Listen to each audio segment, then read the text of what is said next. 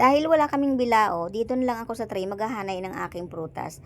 Dahil ilang oras na nga lang ay mag-New Year na, kaya i-arrange ko na ang aking mga prutas na bilog-bilog dito sa aming tray.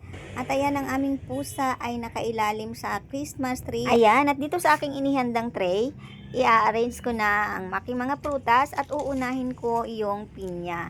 Ilalagay ko sa gitna dahil ang pinya ay maraming mata. So, kailangan nasa gitna siya para kita niya lahat ang paparating na swerte.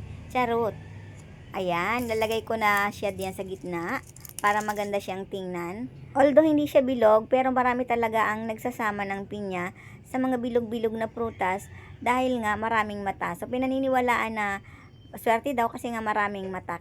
Kita lahat yung mga paparating na swerte. So, ilalagay ko lang dito sa gitna kasi nga para mas magandang tingnan. At isusunod ko namang ilagay itong pakwan kasi medyo malaki siya. Kaya ilalagay ko rin siya sa bandang ilalim. Kasi kung mahuhuli siyang ilagay, ay baka mapisa niya yung ibang mga prutas. So, kailangan yung lahat ng malalaking prutas, ilalagay ko sa bandang ilalim para hindi maging kawawa yung mga prutas na maliliit. Kapag kasino na natin yung maliliit na prutas, ay madadaganan sila ng malalaki at mapipisa. So, hindi na masarap kapag nalurit na yung mga prutas na maliliit katulad ng ubas. So, yung maliliit na prutas ipapahuli ko at ilalagay ko sa bandang ibabaw. At isusunod ko naman itong melon. Kasi malaki din siya, kaya ihahanay din natin, ipupwesto din natin sa bandang ilalim. Lahat ng malalaki ay sa ilalim. Kasi nga, medyo maliit lang tong tray na naihanda ko. Wala kasi akong bilaong malaki. Kaya tray na lang at medyo maliit din yung tray. Kaya dapat ay galing-galingan ko sa pag-aayos para magkasya dito sa tray. Ito nga palang mga prutas na bilog-bilog ay pinaniniwala ang swerte daw na ihahanda kapag bagong taon. Pero yun namang swerte ay nasa tao lang yan.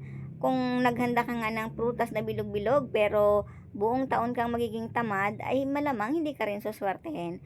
Kaya kailangan ay samahan natin ng sipag at tiyaga at syempre wag natin kalimutan magdasal sa Panginoon na tayo ay gabayan sa araw-araw at sa paghahanap buhay natin para tayo ay swertehin. Depende nilang din sa inyo yan kung maniniwala kayo na swerte yung mga bilog-bilog na prutas na panghanda sa bagong taon.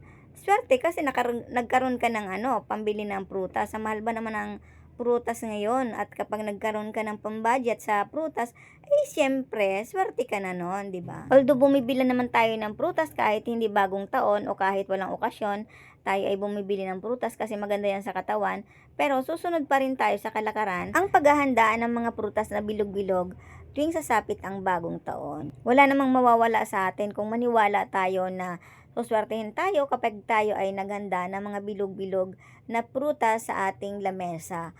O total, bumibili naman tayo ng mga prutas, di gawin na rin natin. Napakaganda pang tingnan na meron tayong bunton ng mga bilog-bilog na prutas sa ating hapagkainan, di ba? O, ayan. At yung medyo malalaking prutas, nilagay ko nga sa bandang ilalim katulad nitong apple.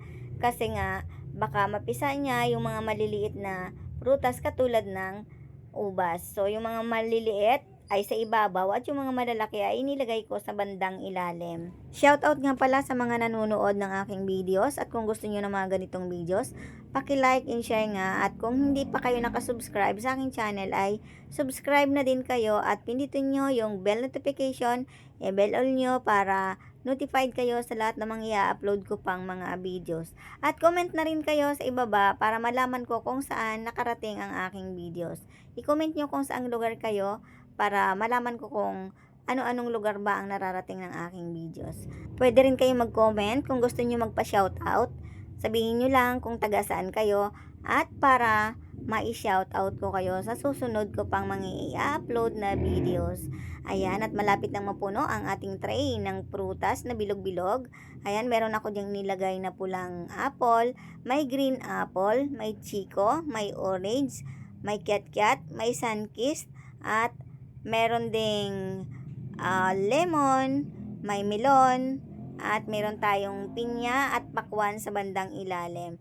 Ay at punong-puno na ang ating tray ng prutas at meron ako ditong lunggan. Napakasarap ng lunggan, mga kapobre. Napakatamis. Ang lasa ng lunggan ay parang lansones. Bihira kasi sa palengke ang lunggan. at hindi pangkaraniwan na nabibili. At kung hindi pa kayo nakatikim ng lunggan, para itong lansones. Pero mas matamis. Ang lansones kasi ay medyo maasim-asim ng konti. Pero yung lunggan ay napakatamis. Ayan, puno ng ating tray ng bilog-bilog na prutas. At itong aking ubas ay hindi ko alam kung saan ko ilalagay kasi punong-puno na nga. So ilalagay ko na lang siguro sa bandang ibabaw. Sasabit ko na lang kung saan ko pwedeng ipwesto kasi nga punong-puno na yung aking tray.